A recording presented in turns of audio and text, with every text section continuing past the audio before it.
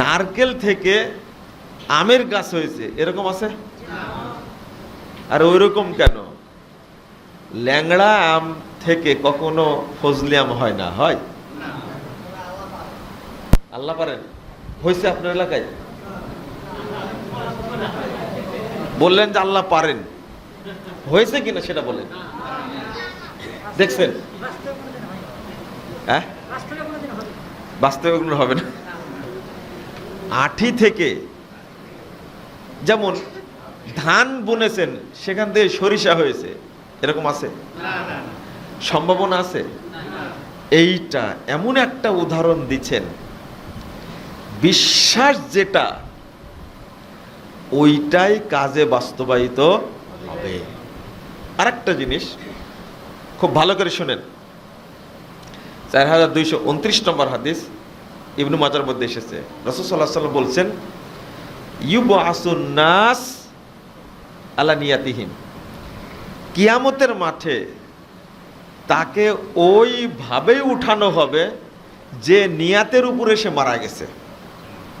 ইউহশারুন নাস আলা নিয়াতিহিম, মানুষকে জমা করা হবে কিয়ামতের মাঠে যে নিয়াত, যে অবস্থা সে কি মারা গেছে।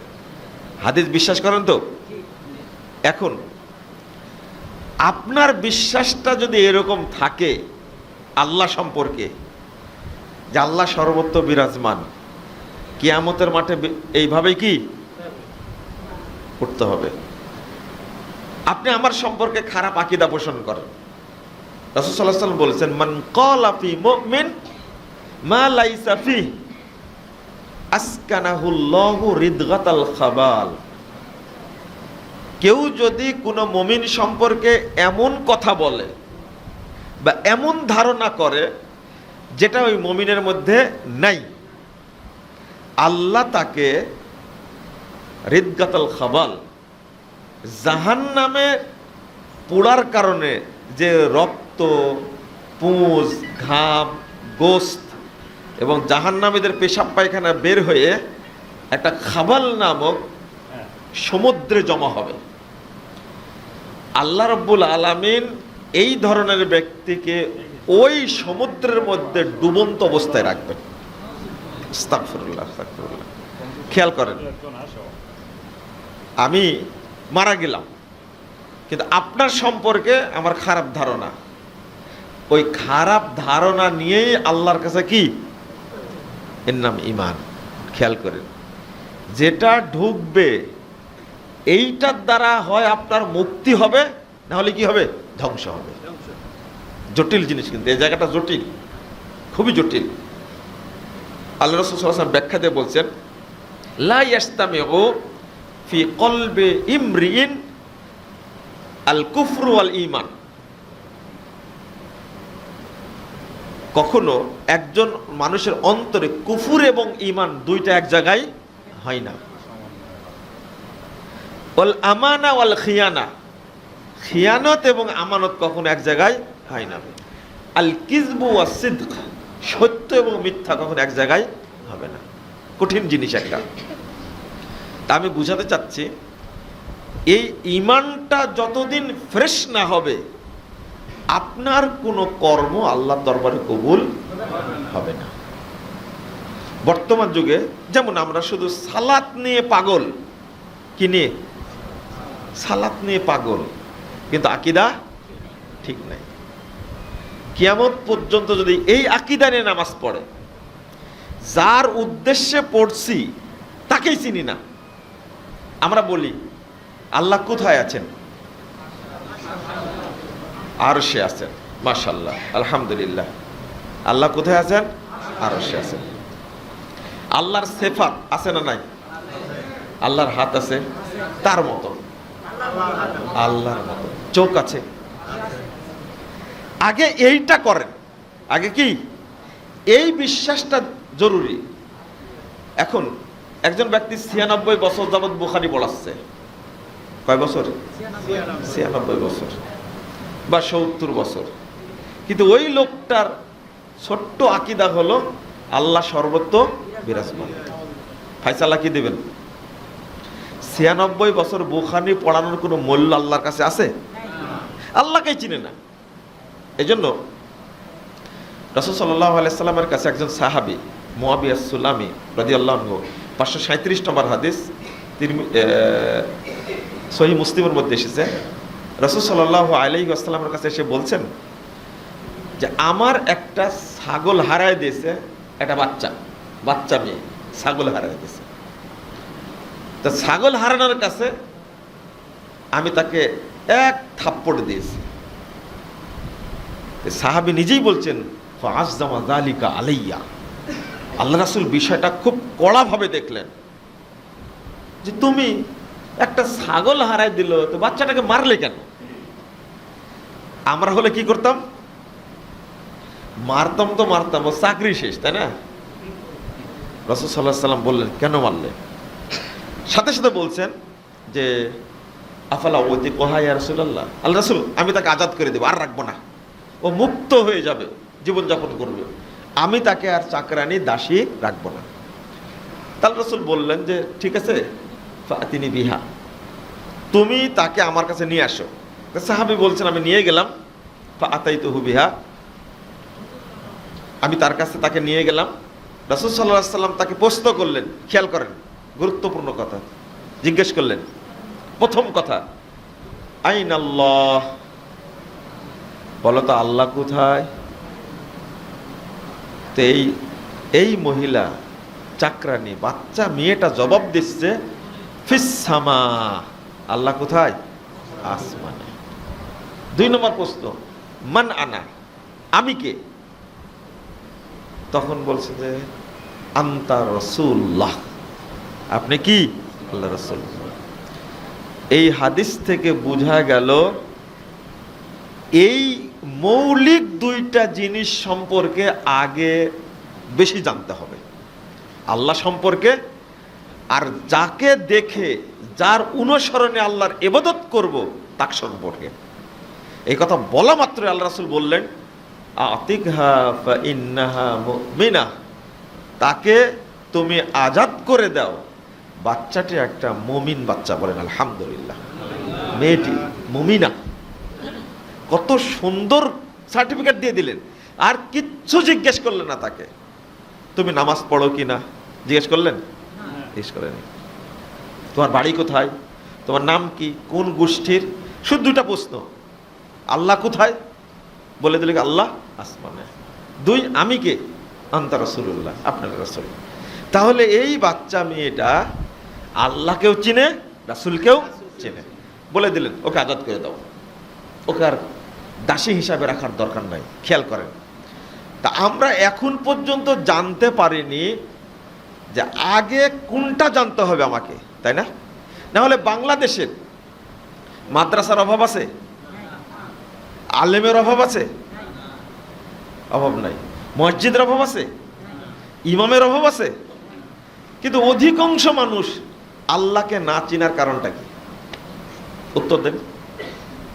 আপনি যার উদ্দেশ্যে সব ইবাদত করবেন তাকেই চিনেন না, তার সম্পর্কে ভুল ধারণা। ইমাম ইবনে বাজ রাহিমাহুল্লাহ, তাকে একবার প্রশ্ন করা হয়েছিল যে ব্যক্তি বিশ্বাস করে আল্লাহ সর্বত্র বিরাজমান, তার পিছনে কি নামাজ পড়া যাবে?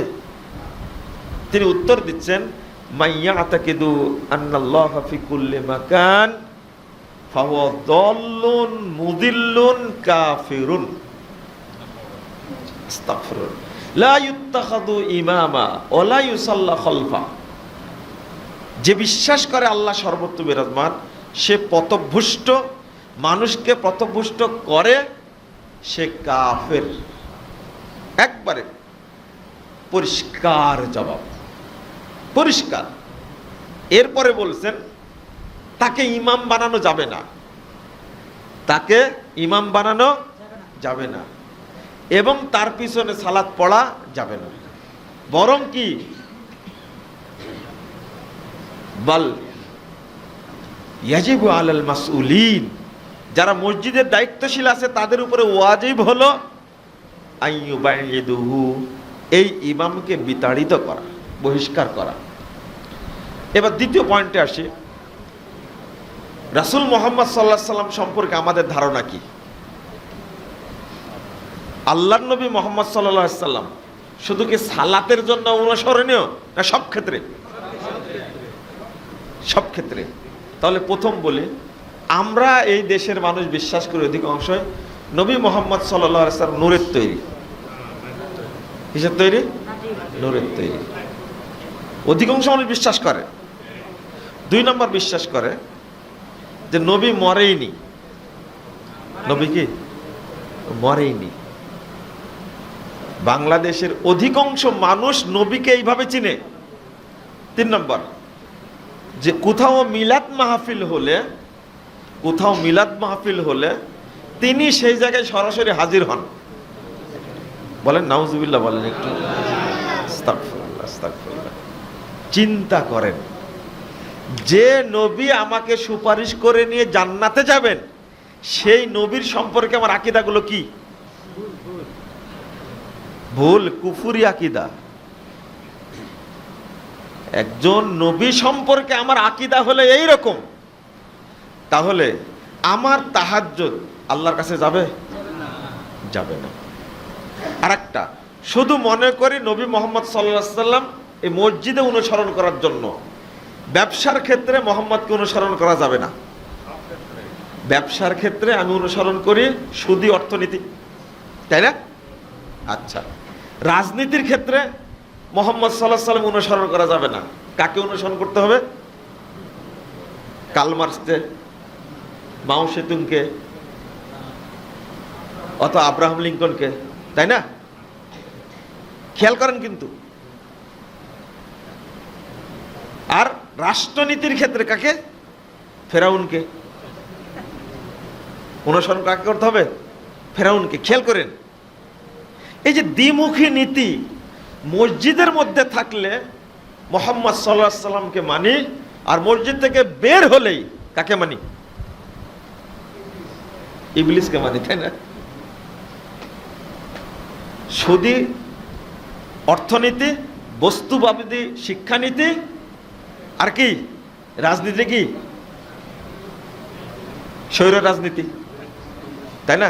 ফেরাউনি রাজনীতি, ফেরাউনি অর্থনীতি, কারুনি অর্থনীতি। খেয়াল করেন, একজন মুমিন তাকে বিশ্বাস করতে হবে যে মুহাম্মদ সাল্লাল্লাহু আলাইহি সাল্লাম সর্বক্ষেত্রে আমার আদর্শ, অন্য কোনো ব্যক্তি না। কথা বোঝা গেছে?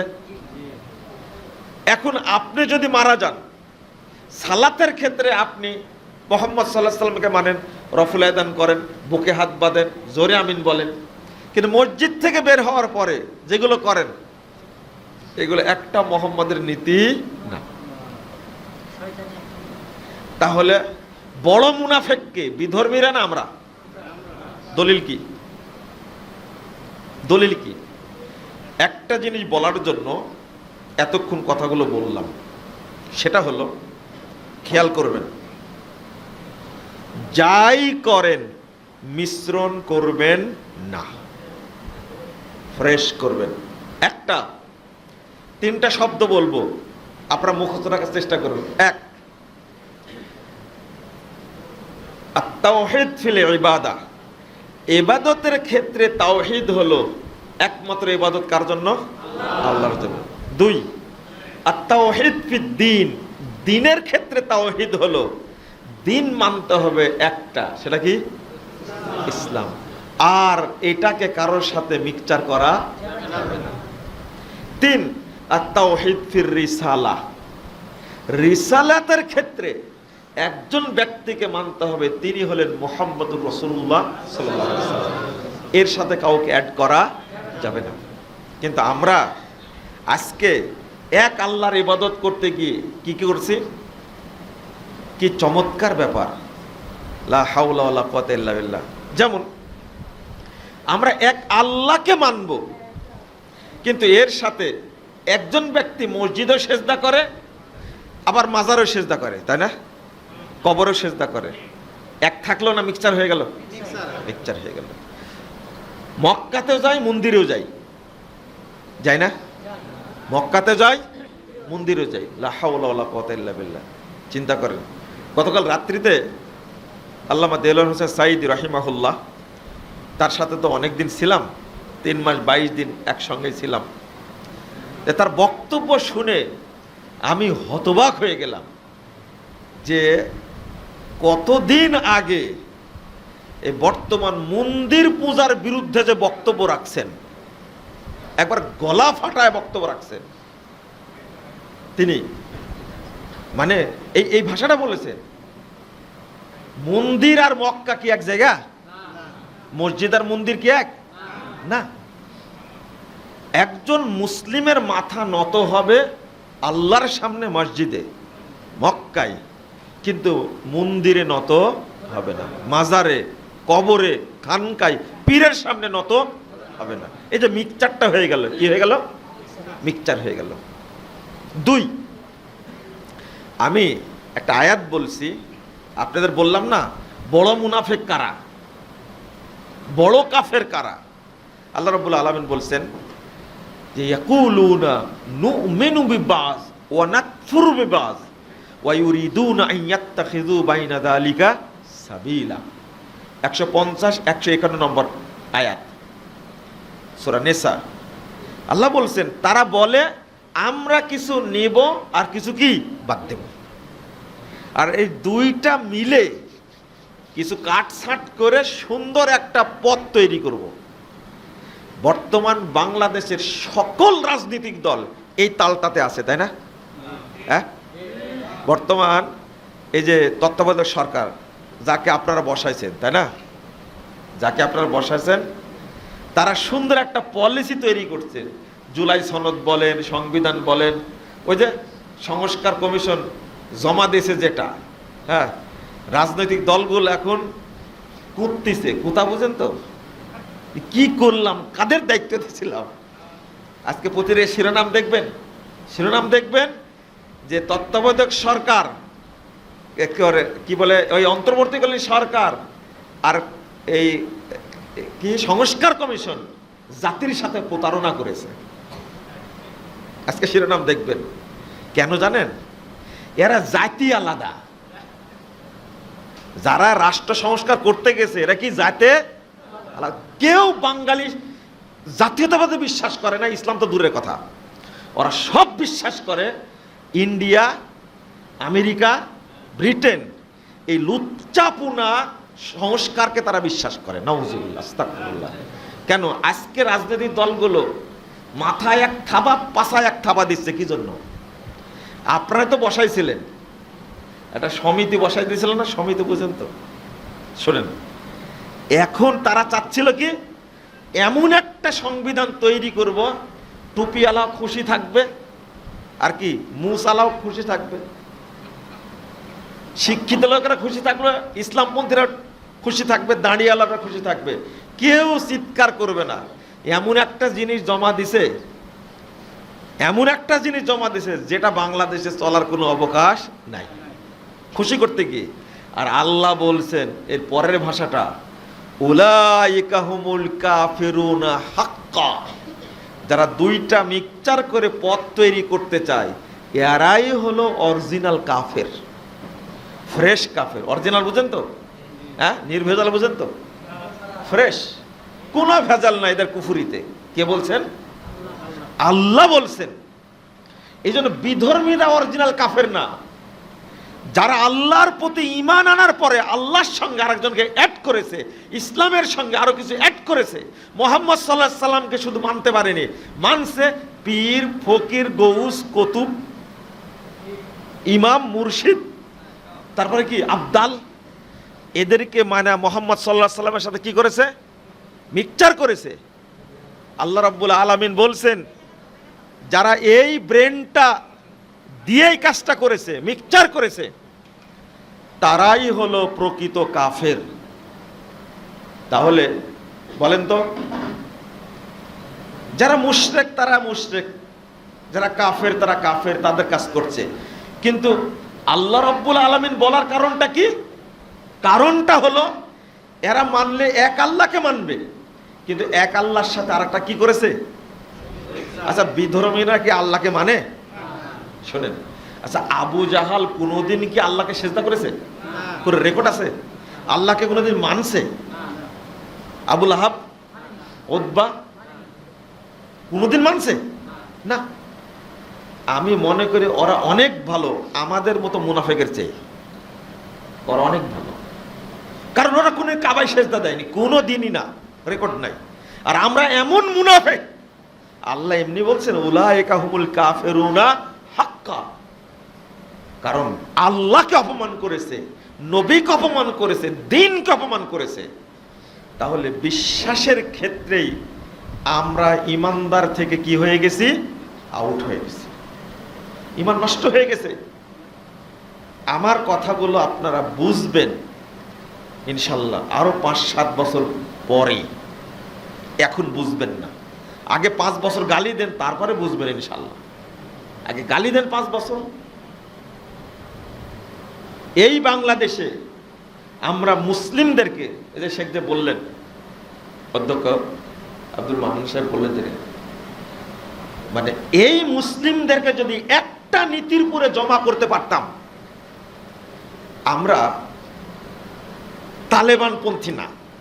তালেবানের আকীদা খারাপ, তালেবানের সুফি আকীদায় বিশ্বাসী, ওরা মাজার পূজারী। কথা বোঝা গেছে? ওরা মাজার পূজারী, কবর পূজারী, ওরা সুফিবাদে বিশ্বাসী। সুফিবাদ মানে সবকিছুকে আল্লাহ মনে করে, তারা সবকিছুর মধ্যে আল্লাহ বিরাজমান, নাউজুবিল্লাহ। তালেবানে বিশ্বাস নেই, কিন্তু তাদের নীতি একটা, শুনে নেন, তারা আমেরিকার কাছে আপোষ করেছে? করেনি। তারা কিন্তু একটা আমেরিকা তাড়াই দিয়েছে তাদেরকে, আর একটা সরকার বসাইছে, তার বিরুদ্ধে যুদ্ধ করেছে। এরপরেও আমেরিকার কাছে কি করেনি? আপোষ করেনি। তারা টিকে আছে, মরেছে কিন্তু টিকে আছে। এখন আফগানিস্তানের ক্ষমতায় কারা? তালেবানরা।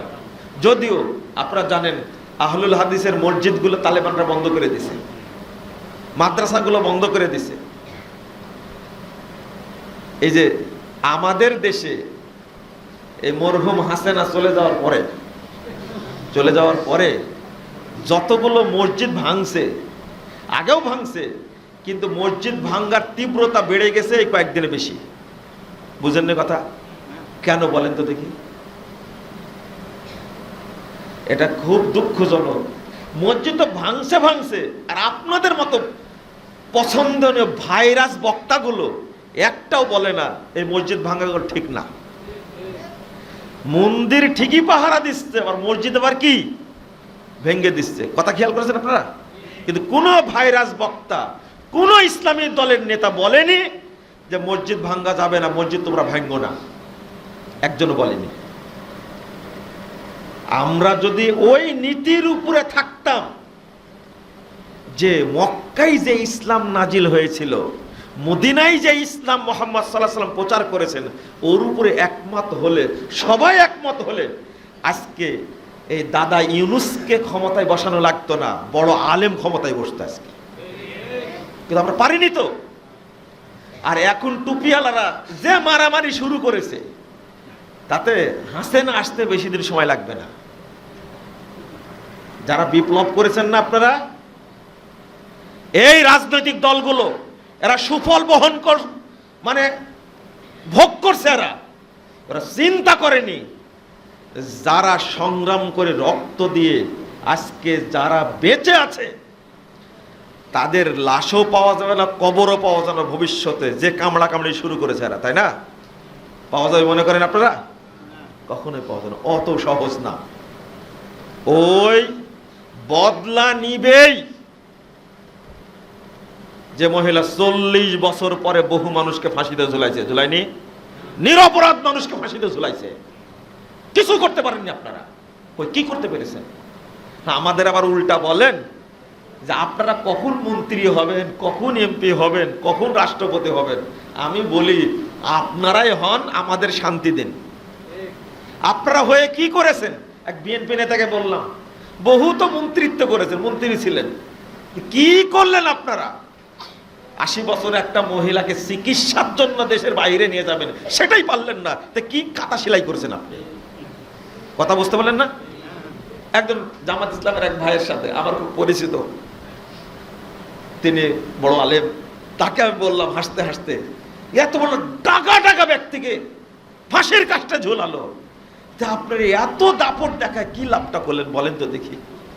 আমি বলেছি যদি আপোষ না করে একটা রাস্তায় দাঁড়া থাকা যেত, আজকে কোনো বাংলাদেশের দল থাকতো না, ইসলামী রাষ্ট্রে থাকতো, এটা আমার বিশ্বাস। আর ওই জায়গায় রহমত হবে, ওই জায়গায় রহমত হবে।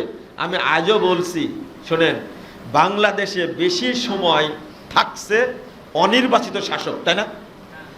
অনির্বাচিত না? এরশাদ কয় বছর ছিল? নির্বাচিত ছিল। জিয়াউর রহমান কয় বছর ছিলেন? নির্বাচিত ছিল। ফখর উদ্দিন ছিল নির্বাচিত। আর আপনাদের যে আগের চলে গেল, যে এখন দিল্লিতে ঘুমাচ্ছে, আরামে নাক ডেকে ঘুমাচ্ছে, নিরাপদে চলে গেছে, কয় বছর ছিল? শোনেন, এগুলোকে নির্বাচন হয়েছিল? কাকে শিখেন? সব মিলে যোগ দেন তো। এই যে আজকে 50-51 বছর হয়ে গেল বাংলাদেশ, এই 51 বছরের মধ্যে কয় বছর নির্বাচিত সরকার ছিল? ছিল বেশি ছিল কি? এখন যেটা আছে এটা, এখন যেটা আছে এটা কারেন্ট, একবার নগদ নগদ তাজা, এটা কি নির্বাচিত? বলেন। তা আপনারা লজ্জা করে না? বাংলাদেশের মানুষের মানসিকতা ওই রকমই, ভালো ব্যক্তি যে চালাবে তাকেই তারা সুযোগ দিবে। ইসলামপন্থী বেশি, কিন্তু আমাদের পরিচালনা করছে গুটি কয়েক নাস্তিক, এই শয়তান। এই শয়তানদের কারণে আমরা রাষ্ট্রীয় ভূমিকা রাখতে পারছি না। আর কারণ হলো এই নাস্তিক শয়তানগুলো মৌলবীদের টাকা দিয়ে কিনে নেয়। কি দিয়ে কিনে নেয়? টাকা দিয়ে কিনে নেয় মৌলবীদেরকে। এই জন্য মৌলবীরা ঐক্যবদ্ধ হচ্ছে না। কালকে এক কথা বলছে, আজকে আর এক কথা বলছে, বলছে না? হেফাজতের মুখে আপনি ইয়া দেন তো, একটু টেপ মারাতে পারেন কিনা? হেফাজত বিশাল শক্তি, একটা বিশাল শক্তি, যান টেপ মারেন, মুখে টেপ মারেন। কি বলছে সরাসরি? চরমুনের মুখে টেপ মারেন, তার ভাষাগুলো কি? আর ঐক্যবদ্ধ হবে? আচ্ছা, এর এই কামড়া কামড়ি করতে গিয়ে যদি মারা যান তাহলে কি হবে? যদি মারা যান তাহলে কি হবে? আপনার ধান্দা ছিল এটা যে আমি রাষ্ট্র ক্ষমতায় গিয়ে কি সবকিছু ঠিক করে দেব, তাই না? তার আগে মারা গেলে? দুর্ভাগ্য, আমাদের দুর্ভাগ্য, আমরা কাউকে মিশ্রণ করতে চাই না, আল্লাহর সাথে চাই না, রাসূলের সাথে কাউকে মিশ্রণ করতে চাই না, ইসলামের সাথে চাই না। আমরা একটা পথের উপরে টিকে থাকবো। 53 বছর পরে, 53 বছর পরে সিরিয়াতে শাসক আসছে। কয় বছর? তা আপনি এর পরেও এই মোহাম্মদ সারা কারোর সাথে কি আপোষ করেছে? কারোর সাথে আপোষ করেনি। কতজন প্রস্তাব দিয়েছে? আমেরিকা প্রস্তাব দিয়েছে, তারপরে ব্রিটেন প্রস্তাব দিয়েছে, তুরস্ক প্রস্তাব দিয়েছে, ইরান প্রস্তাব দিয়েছে, কারো প্রস্তাবে মানেনি। আর একটা পশ্চিম রাষ্ট্রের কথা বললাম, সিরিয়া, আগে বললাম আর একটা কি, আফগানিস্তান। তারা 53 বছর ত্যাগ স্বীকার করে সবগুলোকে হত্যা করে এর পরেও আসছে। আমরা তো 3 দিনও করতে পারিনি। করতে পেরেছি? আশা করি আমার কথাগুলো বুঝেছেন। কথা কি বোঝা গেছে? আমরা তাওহীদের পথে টিকে থাকি, বলেন ইনশাআল্লাহ। আর আপোষ করলে তো মুহাম্মদ সাল্লাল্লাহু আলাইহি ওয়াসাল্লাম আগে রাজা হয়ে যেতেন, তাই না? আমরা আজকের প্রেক্ষাপটে বলতে চাই, সংক্ষেপ আলোচনায় বলতে চাই, ঈমান নষ্ট করব না, বলেন ইনশাআল্লাহ। আমরা ইবাদত যতটুকু করব ততটুকু কি খাঁটি, আর অতটুকুটাই আমরা জান্নাত পেতে চাই। কিন্তু ওই যে বেশি ইনকাম করতে গিয়ে হারাম ইনকাম করা, এটা হালাল না হারাম? বেশি ইনকাম করতে যাচ্ছেন কিন্তু হারাম খাচ্ছেন।